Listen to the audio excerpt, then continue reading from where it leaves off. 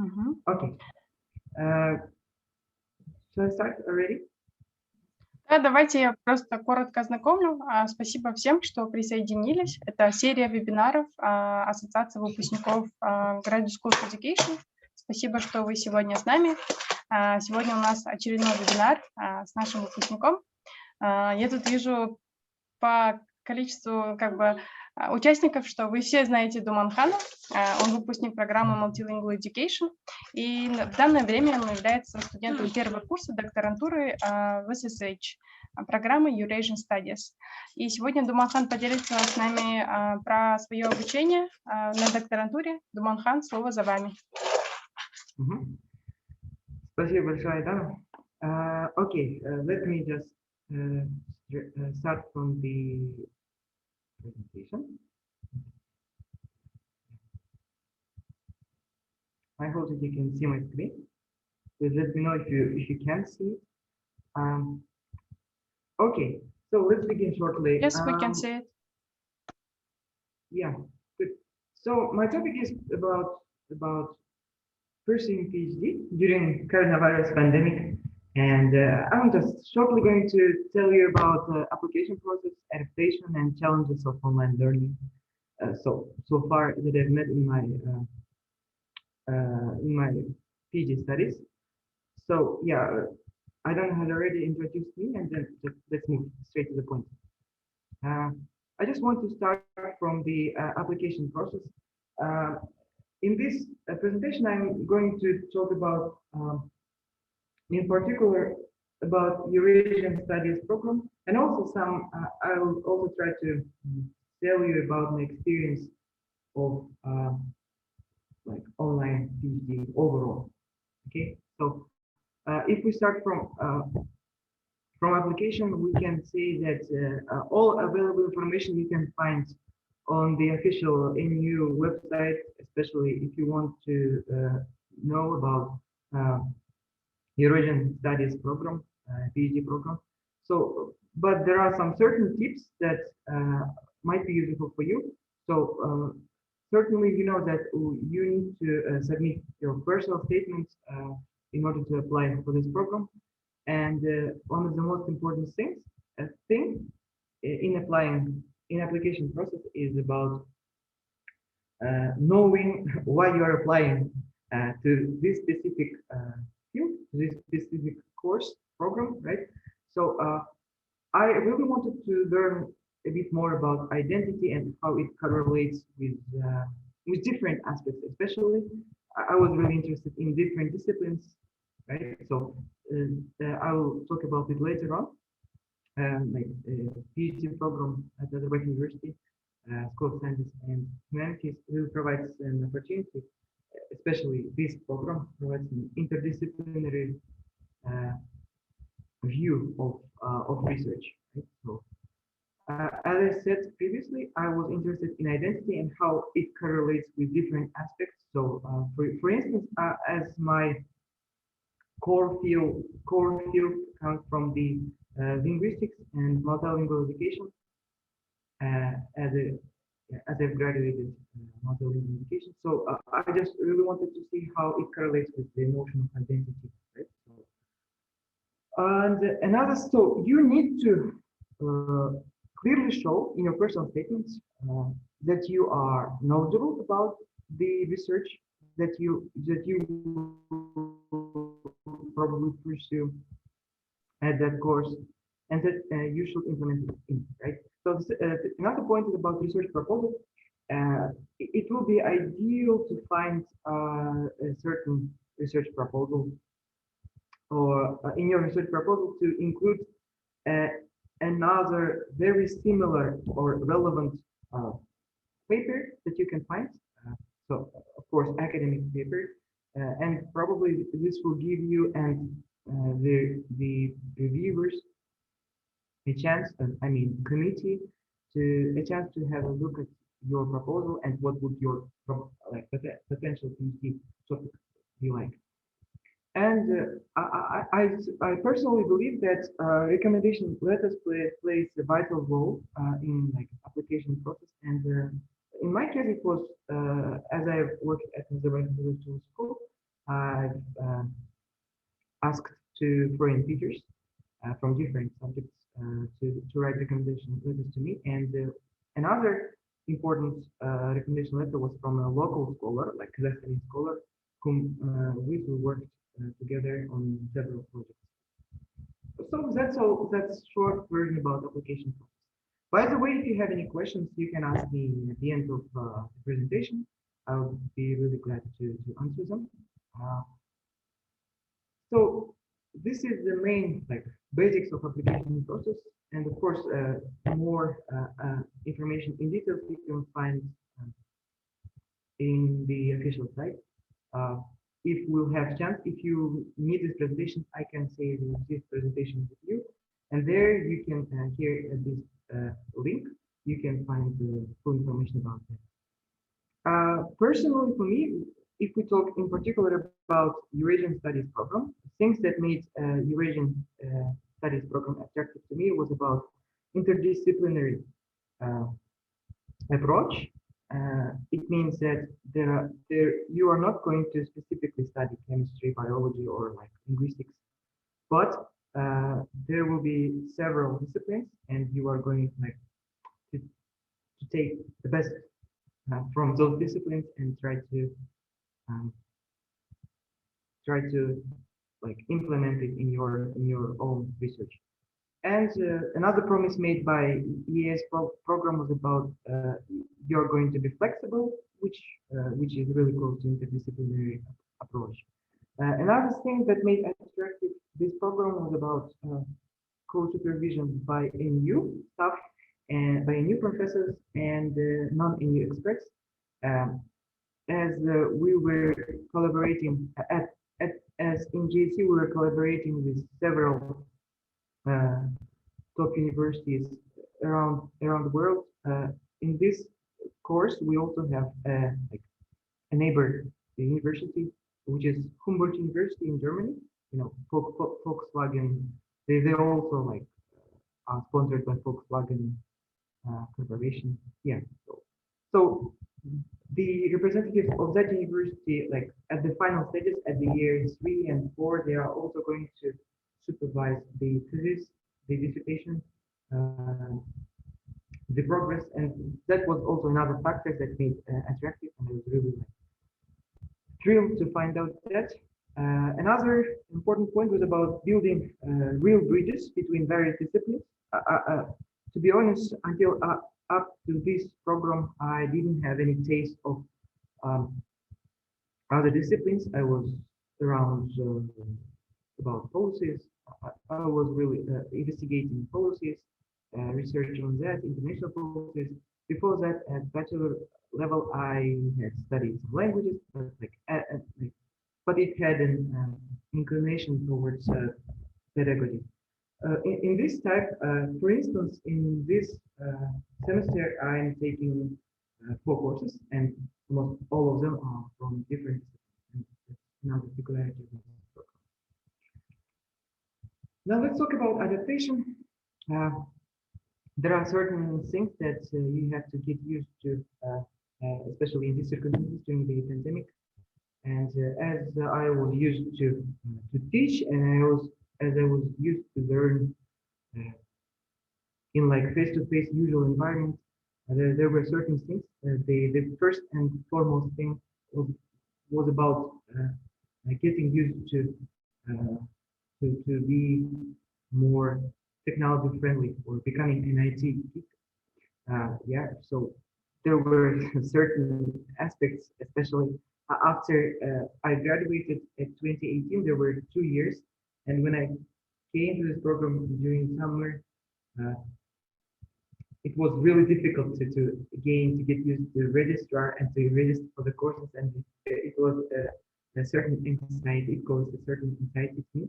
And another aspect, there are lectures, all of them are conducted like, via Zoom, and you also have to be really friendly with that, with like answering, raising hands, uploading, and another important point was about using perusal. And it's like professor checks whether you've read an article or not. like you are commenting, you are answering to responses in that meeting, and it was another important asset. So the first point was about becoming an IT geek, right? So second point was about you have to get used to regular group check-in meetings, especially in the semester one. Uh, thanks God, thanks God, we have a supervisor, and like he really helps with the adaptation process. And but there are strict regular check-in meetings to which you have to attend. You have to explain your progress. You have to tell your questions. So it can be really easy for extroverts, but that might be a little bit not easy for introverts. Depends. Third point is about learning to learn independently, right? So up until that moment, so we had certain guidance from teachers, from instructors, from different centers, but again, at this level, you have the expectations are quite different, and like you are expected to learn by yourself, to find the ways. Uh, no more, I've written in brackets no more guidance, but that doesn't necessarily mean that you don't have, that you're not going to receive any help. Yeah, you are not receiving the usual guidance that you had at masters or at BA level, but you have, if you need help, you are just emailing them, and professors and supervisors and postdoctorate student who is responsible for us, they are all available to help. And another point is about taking responsibility. First of all, this relates directly to the time management, right? So you have to take responsibility of your assignments, of your deadlines, and that's probably one of the most important and challenging points in the adaptation process. Especially again, as I've had a certain pause of 2 years, and so after that pause, you were not actively researching, actively um, investigating, reading sources, literature. And when you are like coming to PhD level, and when it's conducted mainly online at distance, so you have to be responsible the for the deadlines for the assignments. Uh, as I said previously, you have a different approach towards you. So students are approaching differently to you, and your professors approaching differently to you. Most of them, I'm really happy to receive such a treatment because many representatives of staff they treat you like equals, and you really get that sense, and you really feel responsible, and you really want to be like serious academically. And yeah. Another point is NU provides with unique opportunity to be graduate teaching assistant. So you are going to spend 8 hours of your time in a week, uh, like covering the tasks for GTA, but it depends on your choice. However, according 8 semesters, like 4 years of your PhD level, you have to uh, conduct at least you have to have at least 2 semesters of GPA. So I decided to take it from the very beginning, and I tried to, and I'm planning to finalize it by this year. So it was another important experience, but it also needed adaptation because you also need to think about your students besides you yourself being a student, right? So, but it was a good experience. Last, like another point is about you really need to get used to video lectures. Um, you know, because you're not living at Nur Sultan or Almaty, there might be some certain issues with the internet, and there might be some certain issues with electricity, and so it might be difficult to download some video lectures and watch them. And you also need to get used to the asynchronous classes because I really used to face-to-face communication, to face-to-face classes, And when there are asynchronous classes, you are just receiving email or you're just receiving a task on Moodle and you're performing and like sending it to the professor, but you don't really have any like, live communication. Another thing is like you need to get used to black Zoom boxes, as I can see now, but I'm really used to that. Yes, let's move on. So we've just shortly covered application adaptation, and another point in my presentation, in my title of presentation was about challenges of online learning. Yeah, so the first challenge was about getting used to smaller class size because at GC, Master of Arts, MA in Modeling Education, we used to have 25 or 26 students in the class, and it was a busy, really uh, like active a class with active communication. Now you're going to have online class. There are only three students, three PhD students, and you're almost not communicating with them. And it's like it was a big challenge for me, to be honest. Another challenge is about dealing with different writing styles and different disciplines. And from academic point, probably this is the most important point to tell. Uh, Yeah, as I said, this semester I'm covering four courses. Those are from politics, linguistics, sociology, and anthropology. And so, in order to fulfill the assignment, you have to read different papers, and the different papers of different disciplines, like respectively, they are written in different writing styles. Uh, so some of them are easy to follow, some of them are really difficult to follow. And it's easy to lose your track it's easy to lose your points in that discipline. But it's another experience, and as we were like as I intentionally applied for this program, I knew that I predicted that there might be some interdisciplinary approach. Yeah, it's another challenge, but it's another experience. As I said again, so discipline, this self-discipline was not like my strong side. So it was another aspect. It directly correlates with the point of taking responsibility. So self-discipline about your day, your actions, your assignments, your timeline. Yeah, so you really need to be self-disciplined, as I can tell now. Another important thing is about feeling guilty for not being productive. So this is a sense that not only me, but I communicate with other my groupmates and with other PhD students. They most of them state this about feeling. They sometimes, they most of the time feel guilty for not being productive. But academia, as I believe, does not necessarily need you to be productive all the time. And so you don't really need to feel guilty for not being productive at times, but of course you don't need to like uh, excessively procrastinate. It's another part of the coin. One more challenge is about dealing with COVID-19 uncertainty, anxiety.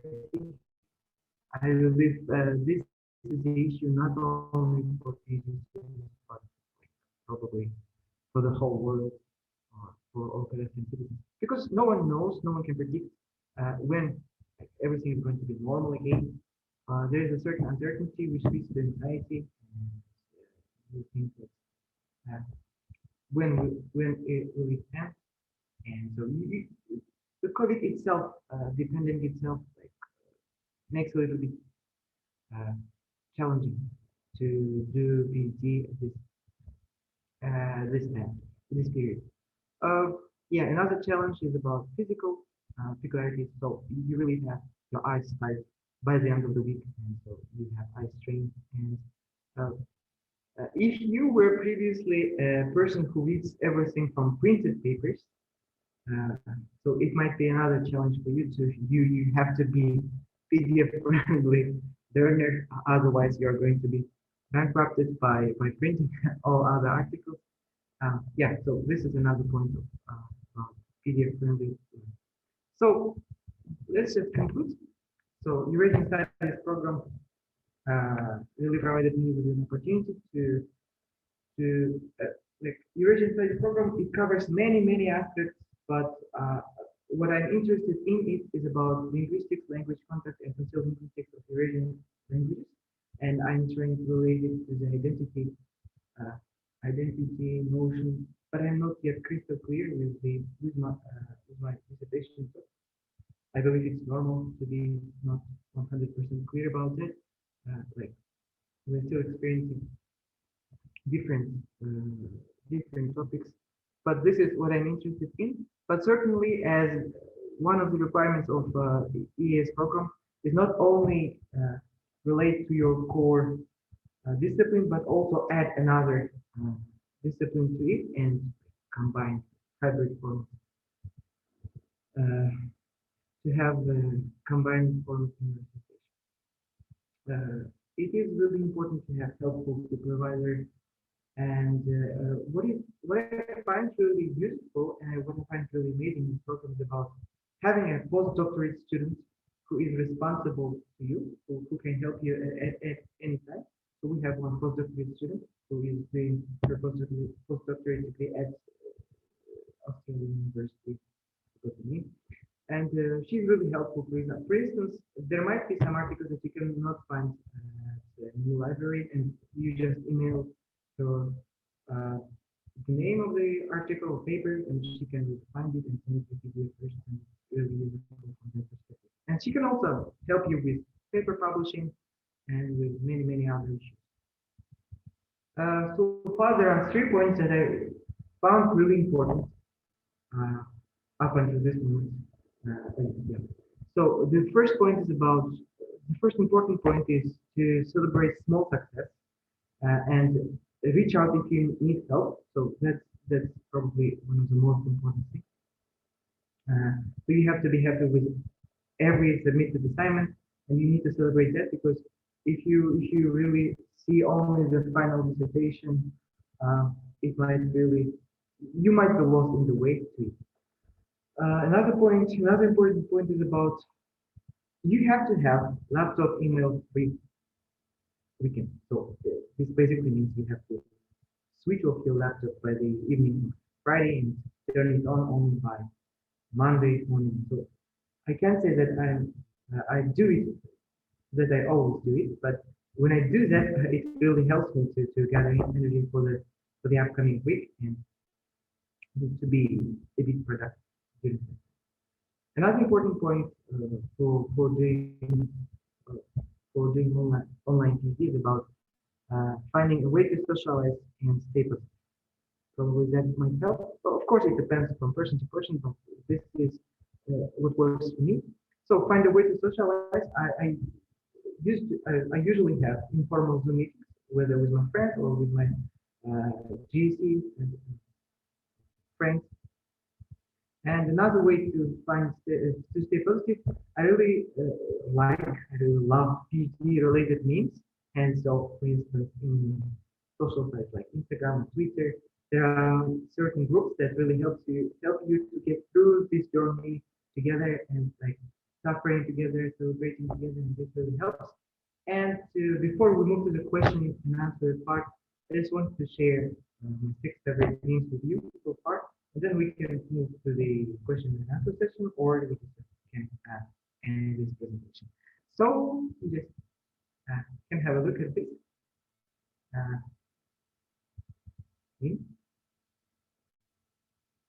this is they are sometimes so true that you even suspect the authors about if they're like checking.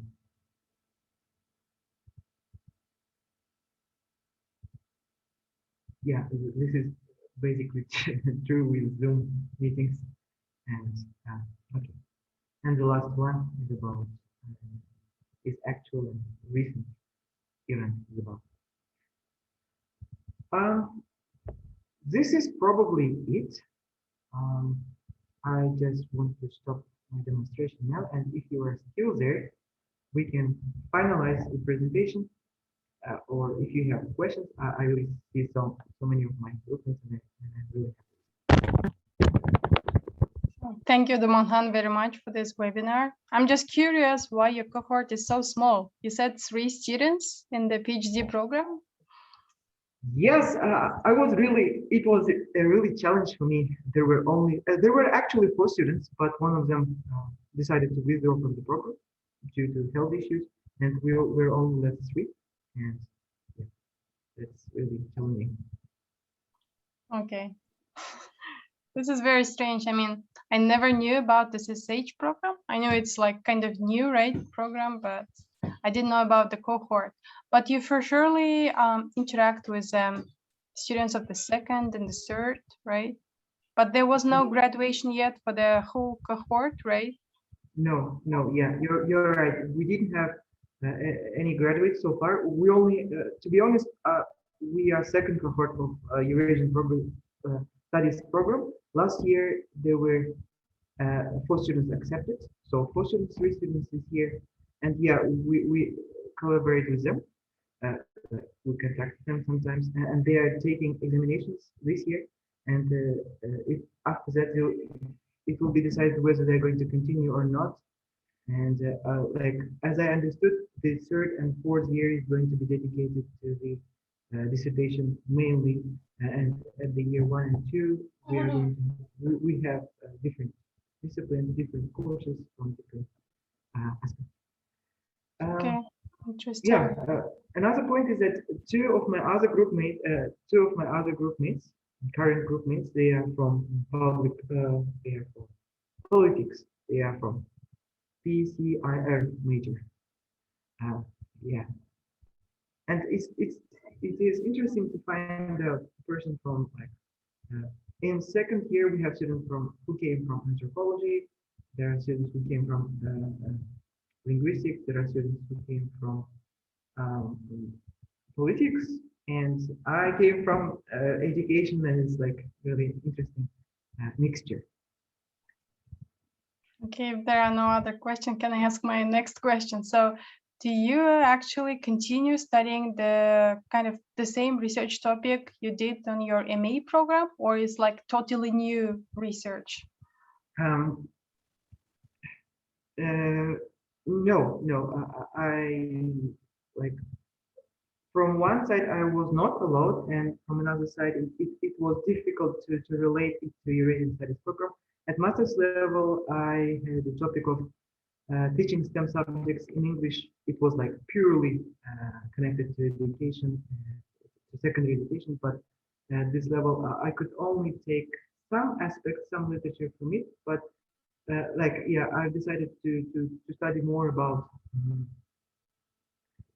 how different like sociolinguistics, how languages, how anthropology uh, connects to someone identifies himself as, for instance, as Kazakhstani or as like someone from Uzbekistan.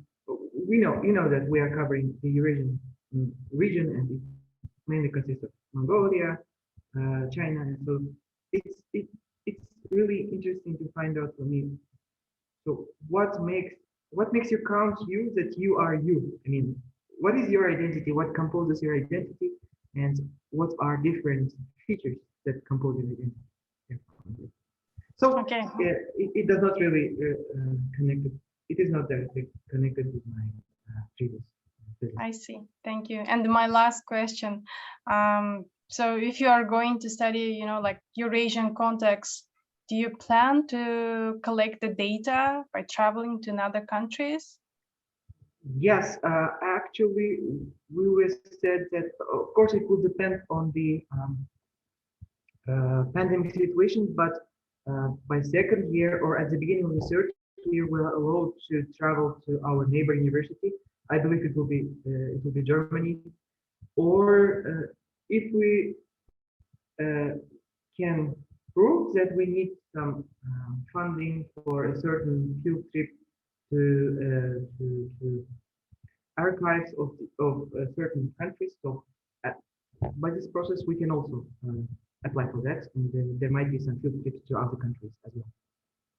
So it will mainly be decided by the start of the year 3 and 4, as I understood.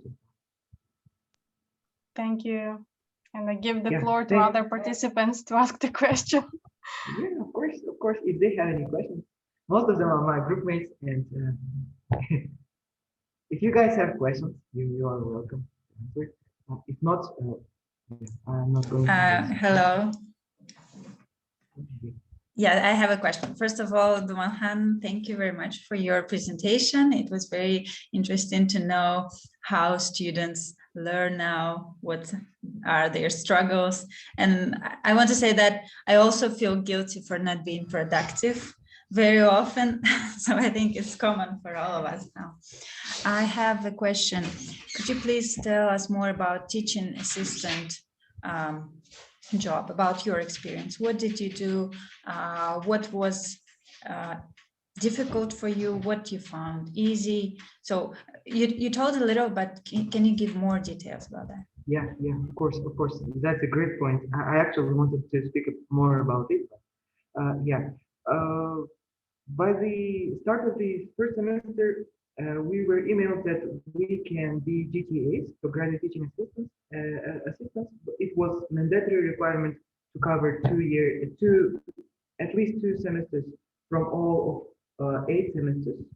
And so if you are fulfilling a questionnaire where you provide background information about yourself, and then after a certain period, the instructors that are interested in you, maybe that they think that you might be helpful, that they contact you, and then you agree with them whether you want to be their GTA or not.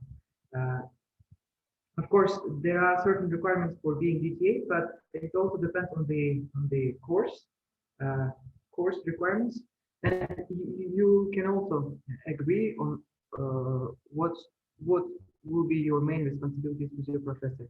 So, for instance, in this semester, I was GTA in WLL 110 program. It's about literary studies.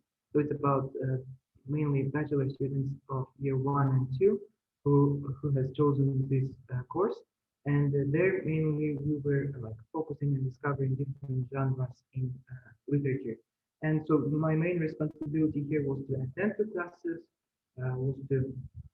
was to check the forums of students, their assignments, and like control their whether they're doing well, and help if necessary, emailing them. But the most of the assignments and the most of the tasks were, of course, done by the professor himself.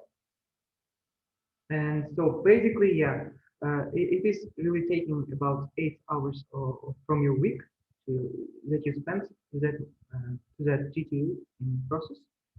And yeah, I was really curious about. Of course, it's a little bit challenging, but I was really curious about how different professors,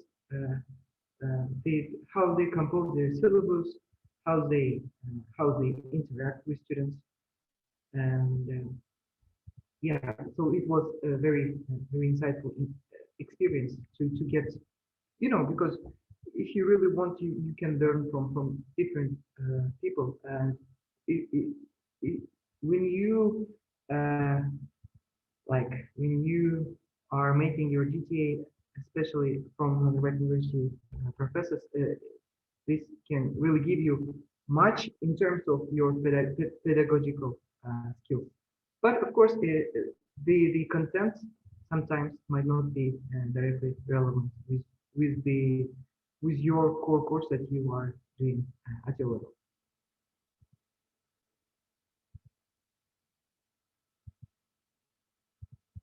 Yeah. Okay, thank you. Thank you very much. Of course, another point that I wanted to add is, of course, university provides you with a certain scholarship for doing GTA, and that's another important point.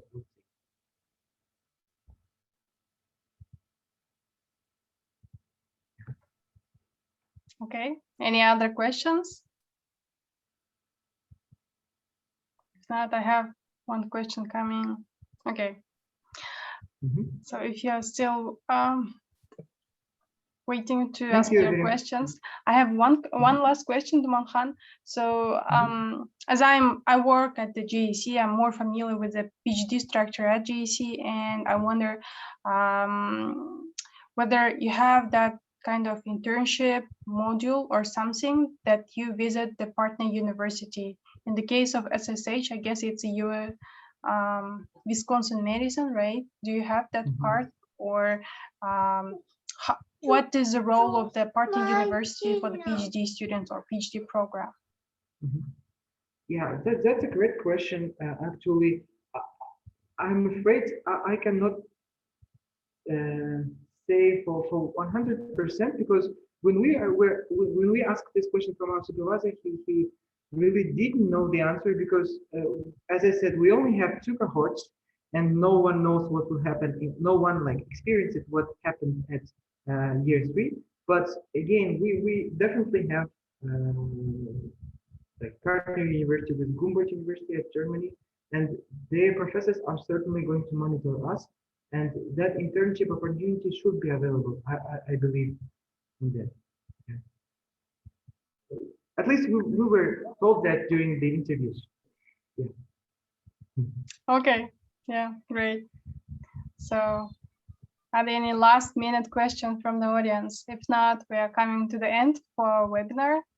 So thank you very much, Dumankhan, for devoting your time, for preparing very informative presentation for us today. And we wish you all the best and the good time management skills added to yours so you can cope up with your studies. Thank you, Aidana. Thank you, everyone who participated in this. Yeah, I'm really grateful for this chance. Thank you, and goodbye to everyone.